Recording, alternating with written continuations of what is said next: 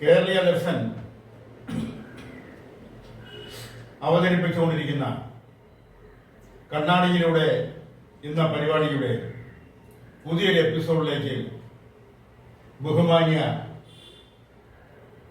പ്രേക്ഷകരെ ഹാർദവമായി സ്വാഗതം ചെയ്യുന്നു. ഇന്ന് വളരെയധികം ചർച്ച ചെയ്യപ്പെട്ടുകൊണ്ടിരിക്കുന്ന ഒരു വിഷയമാണ് എമ്പുരാൻ എന്ന സിനിമ. കോടികൾ മുടക്കിയെടുത്ത ആ സിനിമ, അത് നിർമ്മാതാക്കളുടെ അവകാശവാദം അംഗീകരിച്ചുകൊണ്ട് പറയുകയാണെങ്കിൽ 200 കോടിയിലധികം രൂപയുടെ കളക്ഷൻ വരുമാനം വന്നിരിക്കുന്നു. ഈ സിനിമയെക്കുറിച്ചാണ് എല്ലാ രാഷ്ട്രീയ കാര്യങ്ങൾ മാറ്റിവെച്ചുകൊണ്ട്, സാമ്പത്തിക കാര്യങ്ങൾ മാറ്റിവെച്ചുകൊണ്ട്, സാമൂഹിക പ്രശ്നങ്ങൾ മാറ്റിവെച്ചുകൊണ്ട്, വിലക്കയറ്റം മാറ്റിവെച്ചുകൊണ്ട്, അതുപോലുള്ള മനുഷ്യപരമായി പരിഗണിക്കേണ്ട കാര്യങ്ങളെല്ലാം മാറ്റിവെച്ചുകൊണ്ട് ജനം ഒരു സിനിമയുടെ പിറകെ പോകുന്ന കാഴ്ചയാണ് ഇന്ന് കുറച്ച് ദിവസമായി കണ്ടുകൊണ്ടിരിക്കുന്നത്. സാധാരണ ജനങ്ങൾ മുതൽ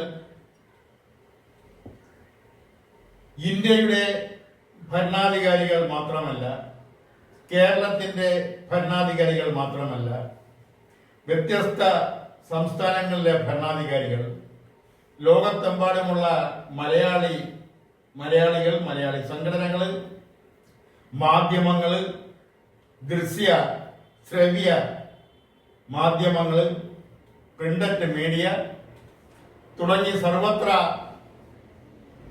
സംവിധാനങ്ങളും ഒരു സിനിമയുടെ പിറകെ ഓടി നടക്കുന്നതായിട്ടാണ് കുറെ ദിവസമായി കണ്ടുവരുന്നത്. എന്താണ് ഈ സിനിമയിൽ ഇത്രയധികം പ്രാധാന്യമുള്ളതെന്ന് ചോദിച്ചാൽ, അതിലെ പറഞ്ഞിരിക്കുന്ന ചില കാര്യങ്ങൾ, ചില വിഷയങ്ങൾ, ആ വിഷയങ്ങളുമായി ഇന്ത്യൻ രാഷ്ട്രീയത്തിന് കേരള രാഷ്ട്രീയത്തിന് എല്ലാം ചില ബന്ധങ്ങൾ നിലനിൽക്കുന്നു എന്നുള്ളതാണ്. ആ ബന്ധങ്ങൾക്ക് അനുകൂലമായും പ്രതികൂലമായും അഭിപ്രായങ്ങൾ വന്നു കഴിഞ്ഞു. അത് സമൂഹത്തിന്റെ വിവിധ തുറകളിലുള്ളവരാണ്. സിനിമാ നിരൂപകർ തൊട്ട് എഴുത്തുകാര്, മാധ്യമ പ്രവർത്തകര്, രാഷ്ട്രീയക്കാര്,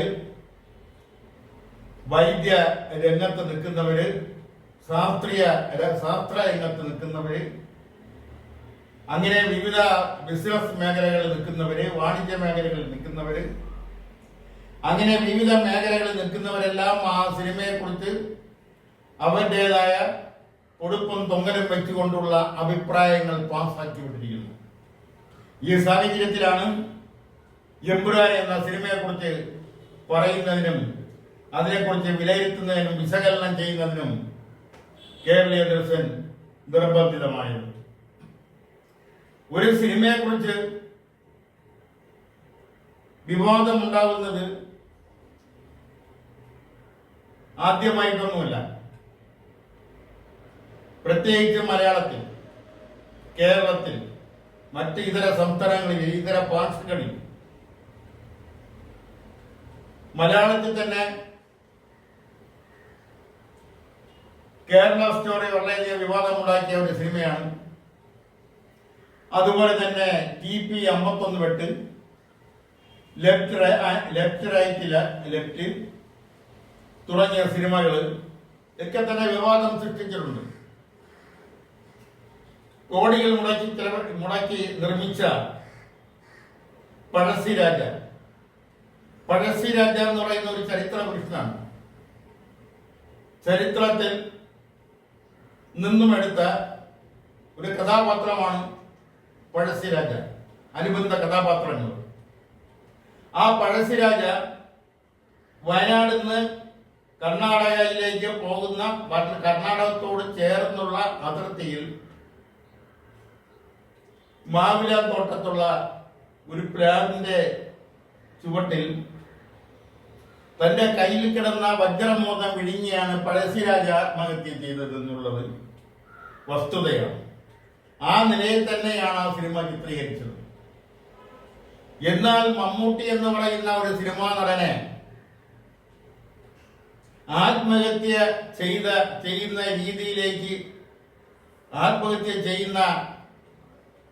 രീതിയിലേക്ക് തരം താഴുന്നത് കാണാൻ നമുക്ക് സഹിക്കില്ല, നമുക്ക് കഴിയില്ല എന്നുള്ള ഒരു വിഭാഗത്തിന്റെ അഭിപ്രായം. ആ അഭിപ്രായം അതിരൂക്ഷമാകുന്നതിന് മുമ്പ് തന്നെ അതിന്റെ പ്രൊഡ്യൂസറും ഡയറക്ടറും അതുപോലെ തന്നെ സ്ക്രിപ്റ്റ് റൈറ്ററും എല്ലാം ചേർന്ന് ആ ആത്മഹത്യ ചെയ്യുന്ന പഴശ്ശിരാജയുടെ സീൻ മാറ്റി ചിത്രീകരിച്ച് യുദ്ധരംഗത്ത് വെച്ച് മരിക്കുന്നതായിട്ടാണ്, കൊല്ലപ്പെടുന്നതായിട്ടാണ് പിന്നെ ചിത്രീകരിച്ചത്. അന്ന് ഇതാരും അത്ര ശ്രദ്ധിക്കാതെ പോയ ഒരു കാര്യമാണ്. അതുപോലെ തന്നെ ഇപ്പോഴ് ഇമ്രാനിലെ ഡയറക്ടർ കം നടന്റെ അമ്മ തന്നെ രംഗത്ത് വന്നിരിക്കുന്നു.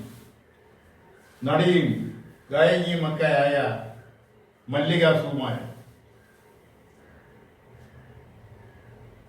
സുകുമാരൻ എന്ന് പറയുന്ന നടൻ, സ്വഭാവ നടൻ, പഠിച്ചുകൊണ്ടിരിക്കുമ്പോൾ അദ്ദേഹം SFIയുടെ കോളേജ് യൂണിയൻ ചെയർമാനായിരുന്നു. അതിനുശേഷം CPMന്റെ സഹയാത്രികനായിട്ടാണ് അദ്ദേഹം അറിയപ്പെട്ടുകൊണ്ടിരുന്നത്. എന്നാൽ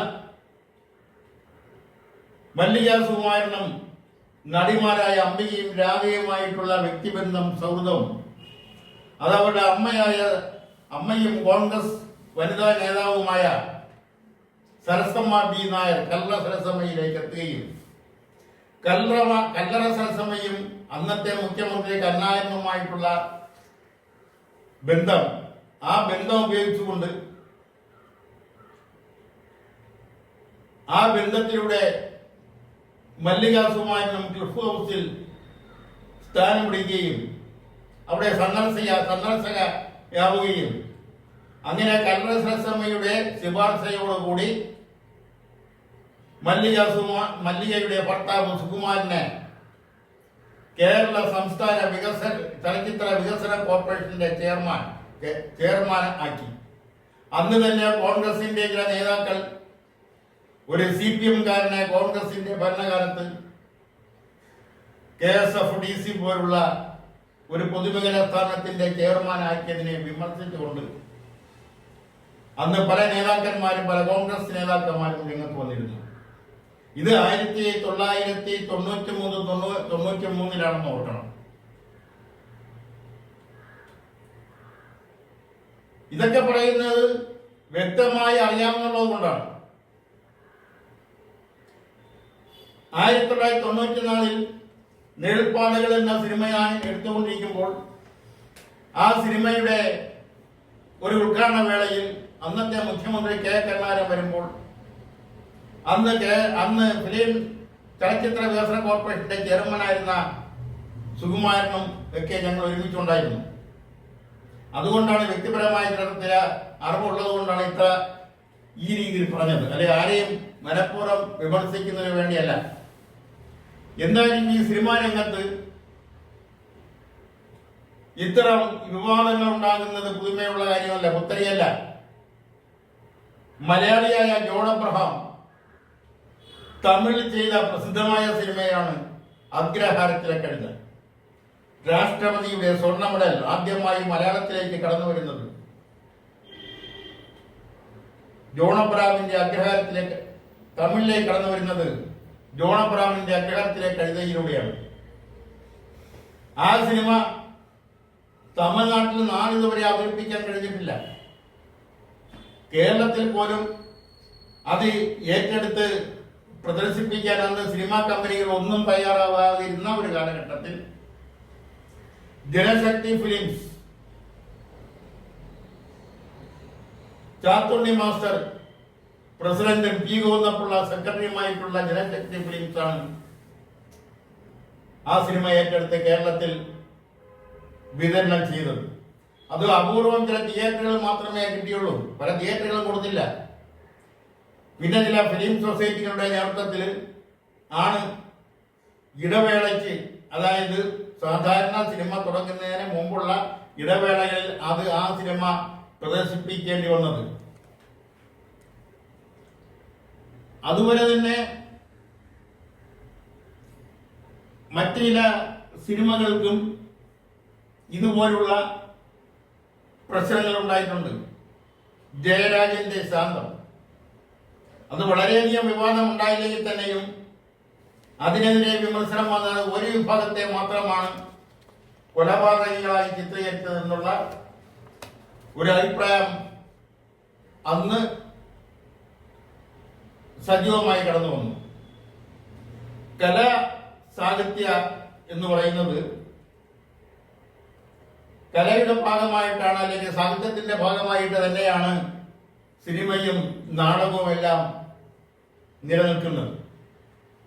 കല, സാഹിത്യം അല്ലെങ്കിൽ സിനിമ, നാടകം അതെല്ലാം വിനോദത്തിന് വേണ്ടിയാണ്,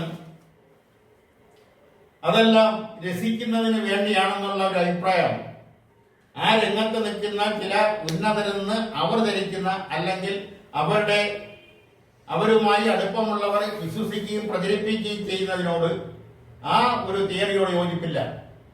സിനിമ, നാടകം എന്ന് പറയുന്നത് ഒരു വിനോദിക്കുന്നതിന് വേണ്ടി മാത്രമുള്ളതല്ല, അത് രസിക്കുന്നതിന് വേണ്ടി മാത്രമുള്ളതല്ല. മഹത്തായ ആശയങ്ങൾ ജനങ്ങളുടെ ഇടയിൽ പ്രചരിപ്പിക്കുന്നതിനും അതിലൂടെ ജനങ്ങളെ ചില സ്വാധീനങ്ങളിലേക്ക് കൊണ്ടെത്തിക്കുകയും ചെയ്യുന്ന ഒരു മീഡിയയാണ് സിനിമയും നാടകവും. സോവിയറ്റ് റഷ്യയുടെ ഒക്ടോബർ വിപ്ലവത്തിൽ പോലും മാക്സിം ഗോർക്കിയുടെ അമ്മ എന്ന നോവൽ വളരെയധികം സ്വാധീനം ചെലുത്തിയിട്ടുണ്ട്. അതുപോലെ തന്നെ ചെക്കോ, ടോൾസ്റ്റോയി തുടങ്ങിയ സാഹിത്യകാരന്മാരുടെ രചനകളും വളരെയധികം സ്വാധീനിച്ചിട്ടുണ്ട്. അത് പല സ്ഥലങ്ങളിലും, പല ആളുകളിലും, പല രാഷ്ട്രങ്ങളിലെടുത്താലും ഇതുപോലുള്ള സാഹിത്യകൃതികൾ അവിടെയുണ്ടായ മാറ്റങ്ങൾക്ക് വളരെയധികം പ്രചോദനങ്ങൾ സൃഷ്ടിച്ചിട്ടുണ്ടെന്ന് കണ്ടെത്താൻ പറ്റും. കേരളത്തിലെ VT പട്ടത്തിരിപ്പാടിന്റെ പ്രസിദ്ധമായ നാടകം അടുക്കളയിൽ നിന്നും അരങ്ങത്തേക്ക്, ആ നാടകം അന്ന് ഒരു സാംസ്കാരിക വിപ്ലവം തന്നെയായിരുന്നു. അതിൽ നിന്ന് പ്രചോദനം ഉൾക്കൊണ്ടാവണം, അല്ലെങ്കിൽ സ്വയം പ്രചോദനം ഉൾക്കൊണ്ടാവണം പ്രേംജി തന്റെ മകനെ കൊണ്ട് ഒരു വിധവയെ പരസ്യമായി വിവാഹം കഴിപ്പിച്ചത്. അതെല്ലാം അന്ന് ആ കാലഘട്ടത്തിലെ ഒരു വലിയ മാറ്റം, ഒരു വലിയ സാമൂഹിക സാംസ്കാരിക വിപ്ലവം തന്നെയായിരുന്നു. KPSC അവതരിപ്പിച്ച പല നാടകങ്ങൾക്ക് നേരെയും അന്നത്തെ ജന്മി വർഗങ്ങളെ പ്രതിനിധാനം ചെയ്യുന്ന രാഷ്ട്രീയ പ്രസ്ഥാനങ്ങൾ, കോൺഗ്രസ് പാർട്ടി ഗൂണ്ടകളെ വിട്ട് ആക്രമിച്ചിട്ടുണ്ട്. KPSC സുലോചനയ്ക്കും KPSC ലളിതയ്ക്കും KS ജോർജിനും അതുപോലെ തന്നെ O മാധവനും വി സാംബശിവനും കെടാമംഗലം സദാനന്ദനും തോപ്പൽ പാസിക്കുമെല്ലാം അവരുടെ ആക്രമണങ്ങൾക്ക് വിധേയമാകേണ്ടി വന്നിട്ടുണ്ട്. അതെല്ലാം ഇന്ത്യക്ക് സ്വാതന്ത്ര്യം ലഭിക്കുന്നതിന് മുൻപാണ്. MD വാസുദേവൻ നായർ ആദ്യം കഥയും തിരക്കഥയും നിർമ്മാണവും നിർവഹിച്ച് സംവിധാനം ചെയ്ത ചിത്രം നിർമാല്യം ഇന്നേക്ക് ഏകദേശം 60 വർഷം, 6 പതിറ്റാണ്ടുകൾക്ക് മുമ്പ് പ്രദർശനം നടത്തിയ സിനിമയാണ്. അന്ന് ആ സിനിമയെക്കുറിച്ച് പ്രത്യേകിച്ച് വലിയ വിവാദമൊന്നും ഉണ്ടായില്ല. വിമർശനങ്ങളും അനുകൂലമായും പ്രതികൂലമായും ഒക്കെ ചില വിമർശനങ്ങളും ലേഖനങ്ങളൊക്കെ വന്നതൊഴിച്ചാൽ അന്ന് അതിനെ എതിർക്കുന്ന നിലയിലേക്ക് ഉള്ള വിവാദങ്ങളൊന്നും വന്നുണ്ടായില്ല. എന്നാൽ ആ നിർമ്മാല്യം ഇന്ന് ഏതെങ്കിലും സിനിമാ തിയേറ്ററുകൾ പ്രദർശിപ്പിക്കാൻ തയ്യാറാവുമോ എന്ന് ചോദിച്ചാൽ ഇല്ല എന്നാണ് ഉത്തരം. ഏതെങ്കിലും ചാനലുകൾ അത് ടെലികാസ്റ്റ് ചെയ്യാൻ തയ്യാറാവുമോ എന്ന് ചോദിച്ചാൽ അവിടെയും ഇല്ല എന്നാണ് ഉത്തരം. എന്തുകൊണ്ടെന്ന് ചോദിച്ചാൽ നിർമാല്യം ആദ്യം 6 പതിറ്റാണ്ടുകൾക്ക് മുമ്പ് പ്രദർശിപ്പിച്ചപ്പോൾ കേരളത്തിലെ സാംസ്കാരിക മണ്ഡലത്തിലുണ്ടായിരുന്ന സൗഹാർദ്ദപരമായ അന്തരീക്ഷമല്ല ഇന്നുള്ളത്. അന്ന് ഇവിടെ മതവിദ്വേഷമില്ലായിരുന്നു, സമുദായ വിദ്വേഷമില്ലായിരുന്നു. എല്ലാ സമുദായക്കാരും മതക്കാരുമെല്ലാം സൗഹാർദ്ദപരമായ ഒരു അന്തരീക്ഷത്തിൽ സഹകരിച്ച് ജീവിക്കുന്ന ഒരു മതേതരത്വ സ്വഭാവം നിലനിന്നിരുന്ന ഒരു കാലഘട്ടത്തിലാണ് നിർമാല്യം എന്ന സിനിമ MD വാസുദേവൻ നായർ നിർമ്മാണം പൂർത്തിയാക്കി പ്രദർശനത്തിനെത്തിക്കുന്നത്. എന്നാൽ ആ സിനിമ ഇന്ന് അവതരിപ്പിക്കാൻ കഴിയാത്തൊരവസ്ഥയുണ്ട്. അതുകൊണ്ട് തന്നെ ഇപ്പോൾ തന്നെ പലരും പല കാര്യത്തിലും വീമ്പിളക്കുന്നവർ അവർ ചെയ്തിട്ടുള്ള കാര്യങ്ങൾ. അതിന് ഏറ്റവും വലിയ ഉദാഹരണമാണ് കേരളത്തിൽ 2000-ലധികം വേദികളിൽ അവതരിപ്പിച്ചൊരു നാടകമുണ്ട്. നാടകീയ എന്നാണ് ആ നാടകത്തിന്റെ പേര്. ജനകീയ സാംസ്കാരിക വേദി എന്ന് പറയുന്ന ഒരു സാംസ്കാരിക സംഘടനയാണ് ആ നാടകം അവതരിപ്പിച്ചത്. ജോൺ അബ്രഹാമും സിവിൽ ചന്ദ്രനും ഒക്കെ പോലുള്ളവരായിരുന്നു ആ നാടകത്തിന്റെ അണിയറ പ്രവർത്തകർ. ഈ 2000-ലധികം വേദികളിൽ സ്റ്റേജുകളിൽ ആ നാടകം കളിച്ചു. 1500-ഓളം സ്റ്റേജുകളിൽ അവരെ അടിച്ചോടിക്കാൻ ശ്രമിച്ചു. അന്ന് കേരളം ഭരിച്ചിരുന്നത് ഇടതുപക്ഷ സർക്കാരാണ്. ശ്രീ AK നായനാരായിരുന്നു അവിടെ മുഖ്യമന്ത്രി. അവരുടെ യുവജന സംഘടന തന്നെയാണ് ഇന്നത്തെ DOF-യുടെ പഴയ മുഖം KSYF, കേരള സോഷ്യലിസ്റ്റ് യുവജന ഫെഡറേഷൻ.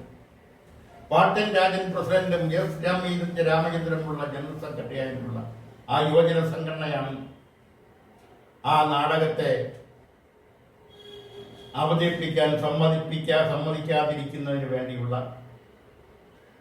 പ്രവർത്തനങ്ങളിൽ ആ നാടകക്കാരെ പല സ്റ്റേജുകളിലും പല വേദികളിലും അടിച്ചതും അതിൽ ആ നാടകത്തിന്റെ പ്രവർത്തകർ നാടകം അവതരിപ്പിക്കുന്നതിന് സ്റ്റേജ് ഒരുക്കി കൊടുത്ത ഗോപാലകൃഷ്ണൻ എന്നുള്ള ക്ലിമാനുള്ള ഗോപാലകൃഷ്ണൻ അദ്ദേഹം മർദ്ദനം മൂലം ഒരു വശം തളർന്ന് കിടന്ന് അവസാനം അദ്ദേഹം മരണത്തിന് കീഴടങ്ങിയൊരു സംഭവം ഉണ്ടായിട്ടുണ്ട്. ഇന്നത്തെ പ്രൊഫസർ B രാജീവനൊക്കെ അന്ന് നാടകത്തിന്റെ പിന്നാമ്പുറത്തെ സംഘാടകരായിരുന്നു. M സുമാരനെ പോലുള്ളവരെല്ലാം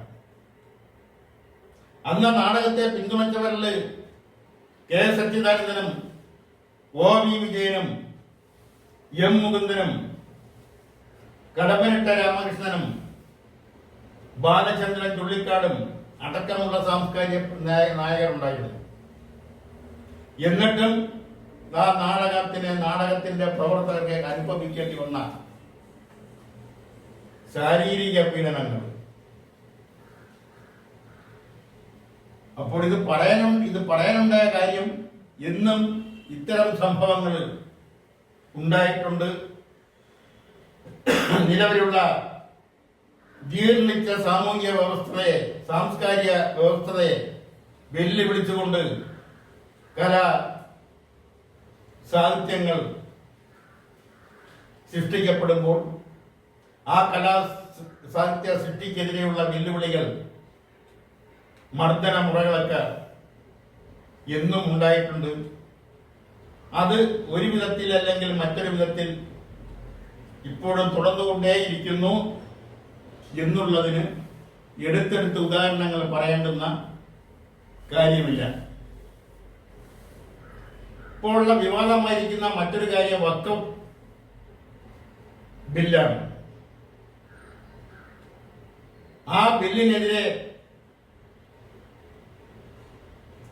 ലോകസഭയിൽ അവതരിപ്പിക്കുമ്പോൾ ആ ബില്ലിനെതിരെ പ്രതിപക്ഷത്തുള്ള MP-മാർ ഒന്നടങ്കം ആ ബില്ലിനെ എതിർക്കുമെന്നാണ് അറിയുന്നത്. പ്രതിപക്ഷ MP-മാര് എണ്ണത്തിൽ കുറവാണ്. അവർ എതിർത്താലും ആ ബില്ല് പാസ്സാകും. കാരണം ആ ബില്ല് പാസ്സാക്കി എടുക്കുന്നതിനുള്ള ഭൂരിപക്ഷം ലോകസഭയിൽ ഭരണകക്ഷിക്കുണ്ട്. എന്തായാലും ആ ബില്ല് അവതരിപ്പിച്ച് അത് പലപ്പോഴും ചർച്ച ചെയ്യപ്പെട്ടാണ്. ഇവിടെ എടുത്തു പറയേണ്ടുന്ന ഒരു കാര്യം, ആ ബില്ലിനെ KCBC എന്ന ക്രൈസ്തവ സംഘടന